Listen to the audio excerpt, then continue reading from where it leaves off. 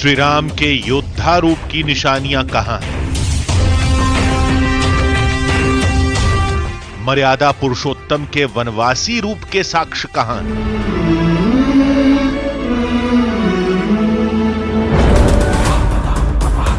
कहां हैं वो स्थान जिन्हें हमने रामायण में पढ़ा, टीवी सीरियल में देखा? अब तक हम बहुत कुछ खोज कर ला चुके हैं, लेकिन आज कुछ अलग है, कुछ नया है, थोड़ा मुश्किल है, क्योंकि आज सामने आ रहा है श्री राम का सबसे बड़ा रूप, श्री राम का राजा रूप।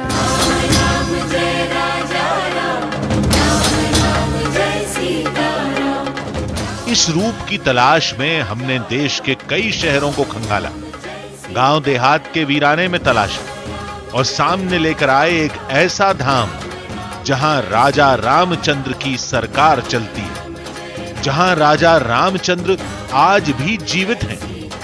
हर शाम राजा की शान में सलामी दी जाती है।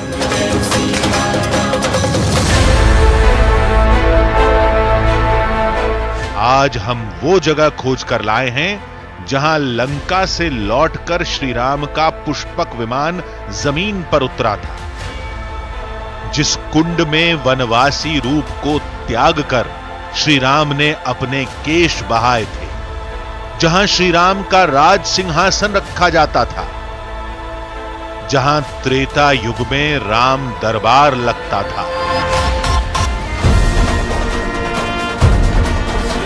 जहां से शुरू हुआ था श्री राम का अश्वमेध यज्ञ और जहां लव कुश से हुआ था राजा रामचंद्र की सेना का युद्ध। तो चलिए शुरू करते हैं राजा रामचंद्र के अद्भुत रूप की एक अद्भुत यात्रा।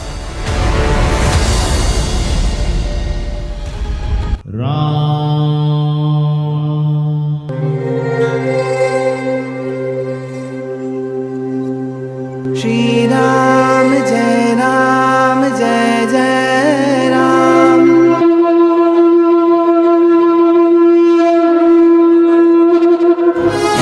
राम जय राजा राम, राम राम जय सीता राम, राम राम जय राजा राम, राम राम जय सीता राम। जहां कण कण में श्री राम है, राम राम जय जय श्री राम, भगवान बनकर नहीं, एक राजा की तरह। राम राम राम जय श्री राम, राम राम राजा रामचंद्र बनकर। राजा राम राम राम जय श्री राम, राम राम। जहां श्री राम का नाम पौराणिक नहीं, एक ऐतिहासिक सत्य है।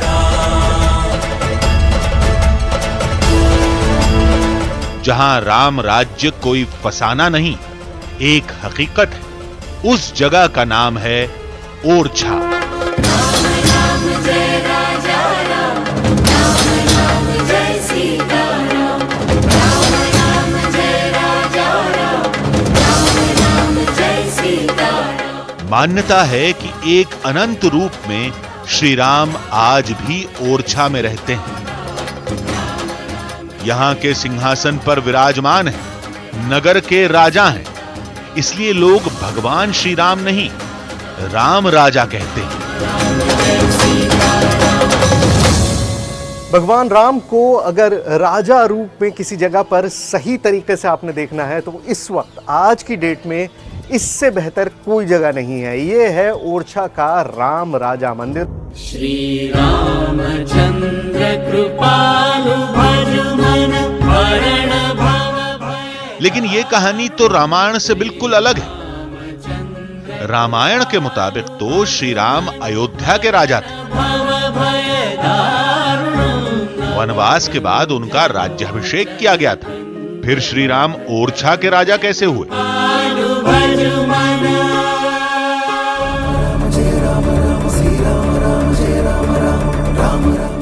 ओरछा में श्री राम को राजा राम क्यों कहते हैं? ऐसा अयोध्या में क्यों नहीं कहते? क्या वाकई ओरछा के राजा श्री राम हैं? अगर हैं तो इसका साक्ष्य क्या है? इन सभी सवालों के जवाब जानने के लिए हमारी टीम मध्य प्रदेश के ओरछा में थी, जहां की पूरी राम कहानी केवल 3 भवनों में सिमटी है। पहला है राम राजा मंदिर, दूसरा है चतुर्भुज मंदिर और तीसरा है रानी गणेश कुंवरी का महल।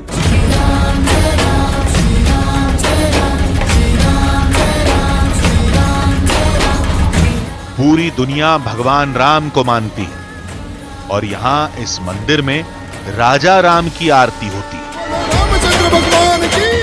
लेकिन ये मंदिर कहां? ये तो एक राजमहल है, राजा राम का राजमहल। महल के गर्भगृह में श्री राम की एक मूर्ति है, सबसे अलग, सबसे जुदा।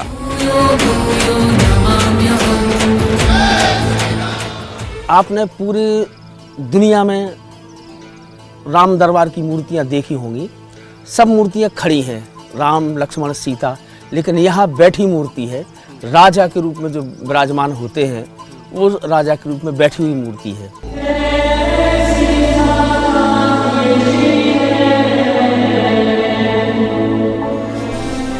वो प्रतिमा आपको नहीं दिखा सकते, कैमरे के साथ मंदिर में जाना मना है, लेकिन श्री राम के राजा रूप से जुड़ी हर निशानी आपके सामने होगी। और सबसे पहला सबूत है यहां की एक परंपरा, जिसमें राजा राम को बंदूकों की सलामी दी जाती है। इस दुनिया में जितने भी हेड ऑफ स्टेट होते हैं, मतलब प्रधानमंत्री, राष्ट्रपति या फिर किसी देश का राजा, तो उन सब को सलामी दी जाती है।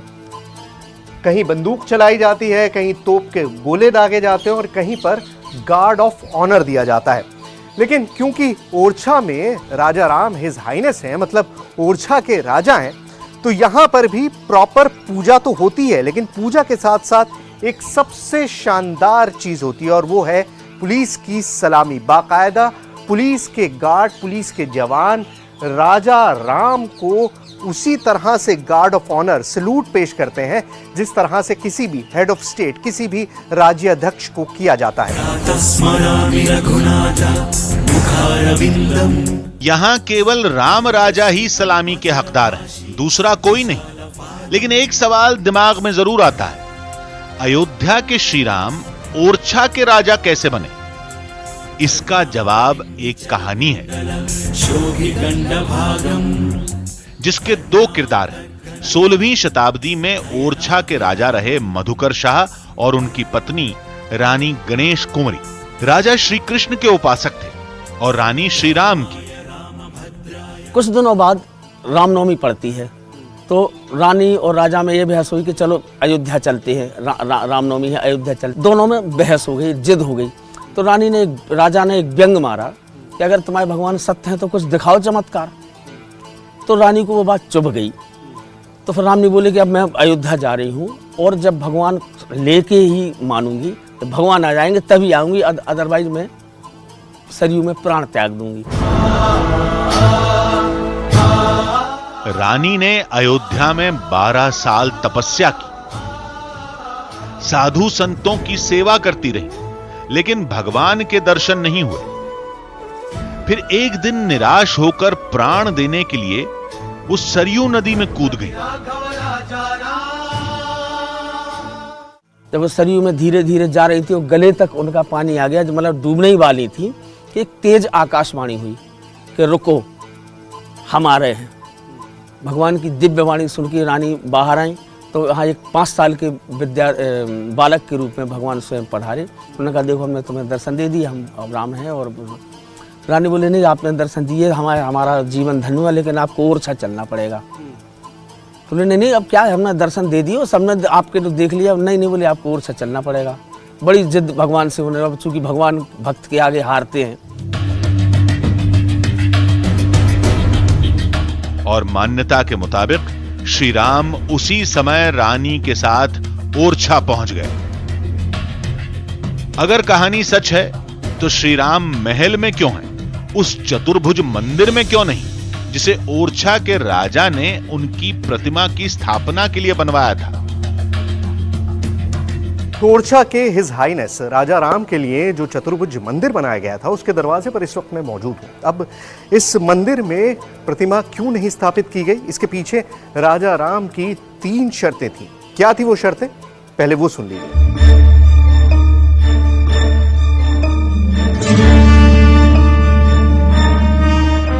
तीन शर्तों की बात तब शुरू होती है जब श्री राम प्रतिमा के एक अनंत रूप में रानी गणेश कुंवरी के साथ ओरछा जाने के लिए तैयार हो गए, लेकिन उनकी 3 शर्तें थी। उसमें एक शर्त थी कि हम पुष्य नक्षत्र में चलेंगे, जो 27 दिन में एक बार आता है। दूसरी शर्त उनकी ये थी कि जहां हमें बिठाल दोगे हम वहां से उठेंगे नहीं। और तीसरी शर्त ये थी कि वहां के राजा हम होंगे, हम राजा होंगे, आपको वहां से हटना पड़ेगा। भगवान राम की इन शर्तों ने ओरछा का इतिहास बदल कर रख दिया। ओरछा से अयोध्या का डिस्टेंस, जो फासला है, वो करीबन 450 किलोमीटर है, लेकिन रानी को अयोध्या से लेकर ओरछा तक पहुंचने में 28 महीने और 28 दिन लगे। अब आप सोचेंगे कि महज 450 किलोमीटर के लिए 28 महीने का वक्त क्यों लगा? इसके पीछे थी एक वजह, राम जी की एक शर्त, जिसकी वजह से रानी महीने में सिर्फ 1 दिन ही चल पाती थी।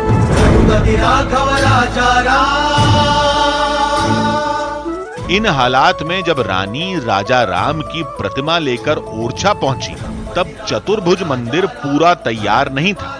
रानी ने प्रतिमा को अपने महल में रख दिया। मंदिर तैयार होने के बाद श्री राम की मूर्ति वहां ले जानी थी, लेकिन मूर्ति अपनी जगह से नहीं हिली।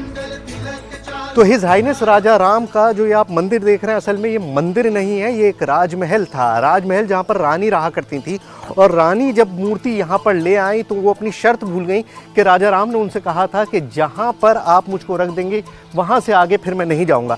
तो अल्टीमेटली रानी को अपना महल छोड़ना पड़ा और राजा और रानी इस महल में रहने लगे। ये जो सामने महल आपको दिखाई दे रहा है, ये बाद में बना, और क्योंकि वहाँ पर राजा राम का राज्य बस चुका था, राजा राम, हिज हाइनेस राजा राम वहाँ पर बस गए थे, इसलिए राजा रानी ने ये महल बनवाया ताकि यहाँ पर रह सके। राजा रामचंद्र इसी महल में रह गए, राजा रानी नए महल में चले गए। फिर चतुर्भुज मंदिर का क्या हुआ, जो श्री राम के लिए बनाया गया था? तो उसके बाद यहाँ पर राधा कृष्ण की मूर्ति रख दी गई, और आज तक, मतलब सैकड़ों साल बाद भी इस मंदिर में राधा कृष्ण की ही पूजा होती है। राम सिया राम, सिया राम, जय जय राम। कहते हैं ये घटना 16वीं शताब्दी की है, जब तुलसीदास ने रामचरितमानस लिखी थी। एक और ऐतिहासिक तथ्य है, जिस दिन रानी रामचंद्र की प्रतिमा के साथ ओरछा पहुंची थी, उसी दिन रामचरितमानस का अंतिम अध्याय लिखा गया था। उसी रामचरितमानस में लिखा है, जहां श्री राम होंगे उनकी रक्षा के लिए वहां चारों दिशाओं में हनुमान भी होंगे।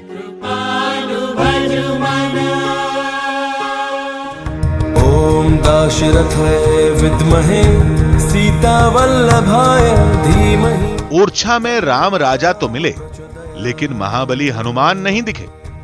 अगर कहानी सच्ची है तो आसपास पवन पुत्र भी होंगे। फिर पता चला कि महल से कुछ दूरी पर वाकई चारों दिशाओं में पवन पुत्र हनुमान मौजूद हैं, जो युगों से अपना एक वचन निभा रहे हैं। श्री राम जय राम, जय जय राम, श्री राम। महल के चारों तरफ महाबली के 4 धाम हैं। मान्यता के मुताबिक युगों पहले श्री राम को दिए एक वचन को ये आज भी निभा रहे हैं, जिसके मुताबिक श्री राम दिन में ओरछा में रहते हैं और रात होते ही अयोध्या चले जाते हैं। जय जय जय रघुनंदन राम, जय जय जय महाबली हनुमान।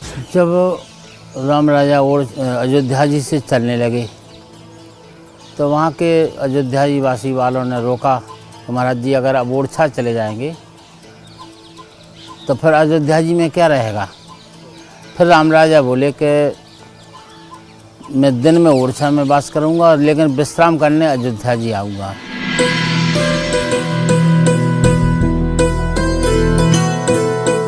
देखिए, राम राजा की रात की आरती के बाद और ब्यारी के बाद, जिसे आप समझ लीजिए बुंदेलखंडी में डिनर कहा जाता है, तो उसके बाद फिर वहाँ से एक जोत, राम राजा मंदिर से एक जोत लाई जाती है और वो इस मंदिर में, इस हनुमान मंदिर में यहाँ पर लाई जाती है। एक तरह से ये मान्यता है कि हनुमान जी को वो जोत सौंप दी जाती है ताकि वो उसको लेकर अयोध्या के कनक भवन चले जाए।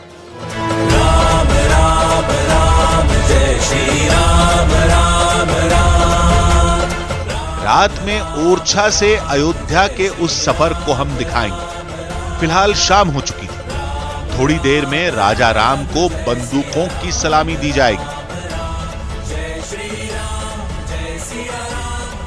सूरज डूब चुका है और राजा राम का जो दरबार है उसके कपाट बंद हो चुके हैं, गेट बंद हो चुके हैं, लेकिन पुलिस अब मुस्तैद है। अभी भी राजा की ड्यूटी पर पुलिस मौजूद है और अब गेट खुलेंगे चंद घंटों बाद। उसके बाद आरती होगी और उसके बाद फिर से सलामी दी जाएगी राजा राम को, छठी बार आखिरी सलामी। मतलब दिन में कोई बड़े से बड़े मुल्क का प्रेसिडेंट हो, प्राइम मिनिस्टर हो, कोई भी हो, उसको शायद दिन में 6 बार गार्ड ऑफ ऑनर नहीं दिया जाता, लेकिन ओरछा के हिज हाइनेस राजा राम को एक दिन में 6 बार सलामी दी जाती है। किस तरह से, देखिए।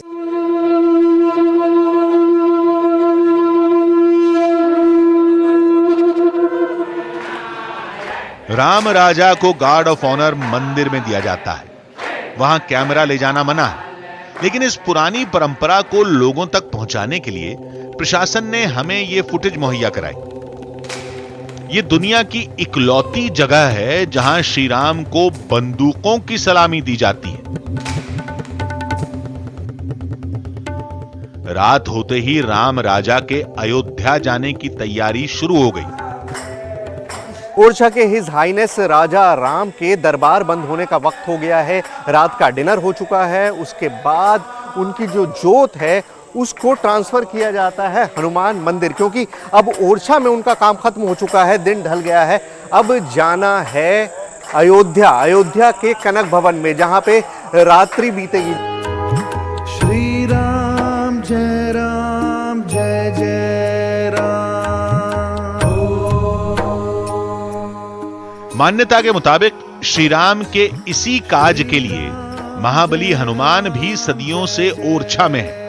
दिव्य ज्योत हनुमान मंदिर पहुंची तो पूरी तरह से फूल डालते हुए लोगों के साथ ये पूरी बारात, मतलब एक दरबार के लोग आ रहे हैं, तो उनको यहां पर सौंपने के लिए यहां से हनुमान मंदिर अंदर जाएंगे।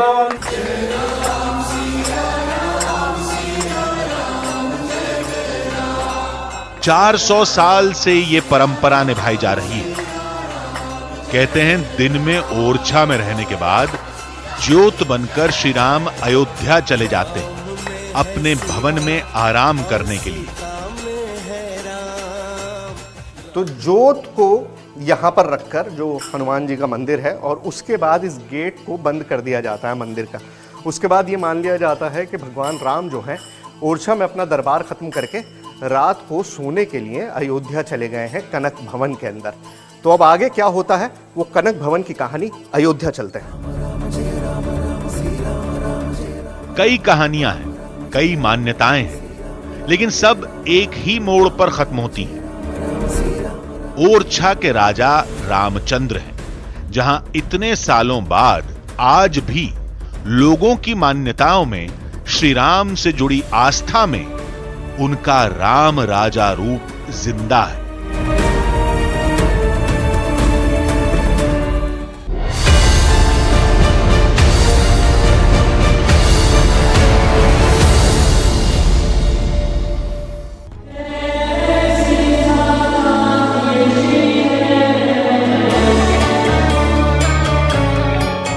जन्मभूमि, दशरथ महल,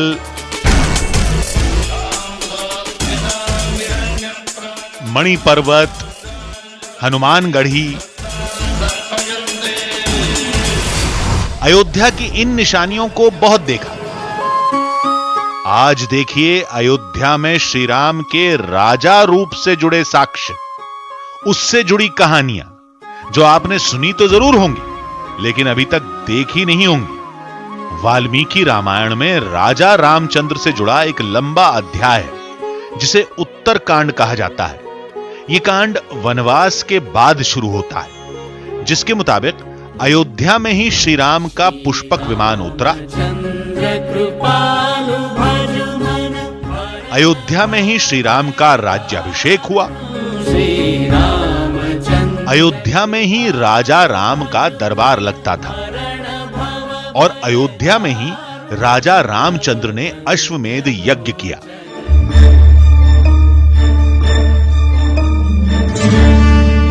श्री राम हैं तो अयोध्या है, अयोध्या है तो वो निशानियां भी जरूर होंगी जिनकी कहानी श्री राम के राजा रूप से जुड़ती है, जहां से राम राज्य की शुरुआत हुई।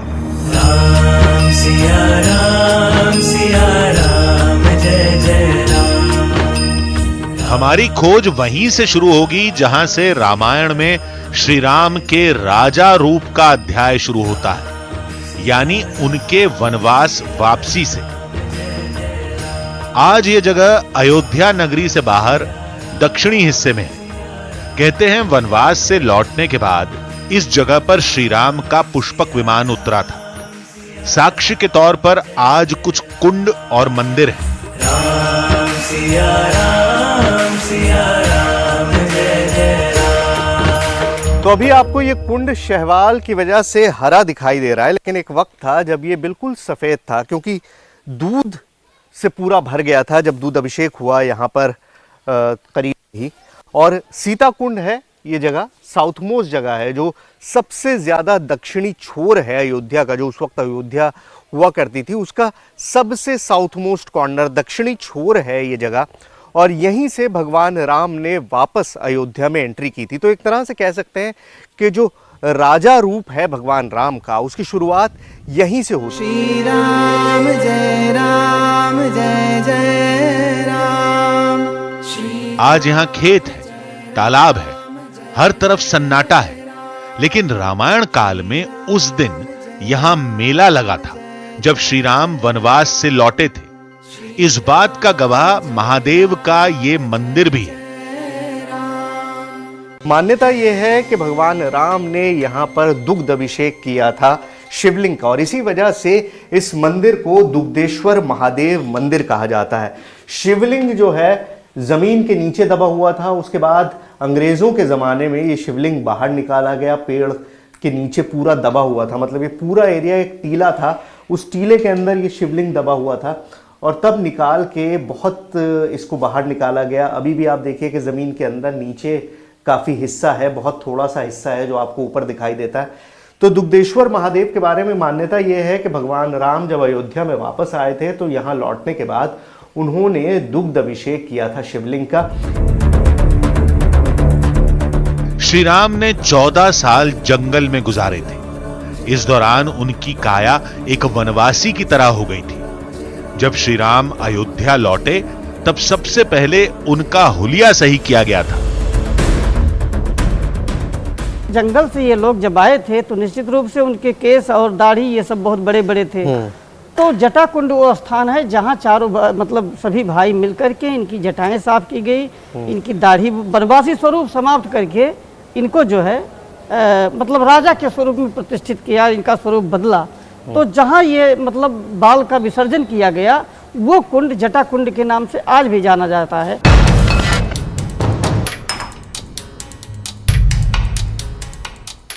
मान्यता के मुताबिक यही वो जगह है जहां श्री राम ने वनवासी रूप त्याग कर राजा रूप धारण किया था। आज यहां अयोध्या जैसी चहल पहल नहीं है, लेकिन इस जगह से जुड़ा एक चमत्कार सबकी ज़बान पर रहता है। लोगों का दावा है, जो पुराने लोग यहाँ पर रहते हैं, कि इस कुंड के अंदर इस तरह की लताएं पानी के अंदर थी, जो बिल्कुल ऐसा महसूस होता था जैसे किसी के बाल हैं। अब तो फर्टिलाइजेशन की वजह से और बहुत ज़्यादा खेतों में आसपास उर्वरक डालने की वजह से वो सब खत्म हो गया है, लेकिन लोग ये दावा करते हैं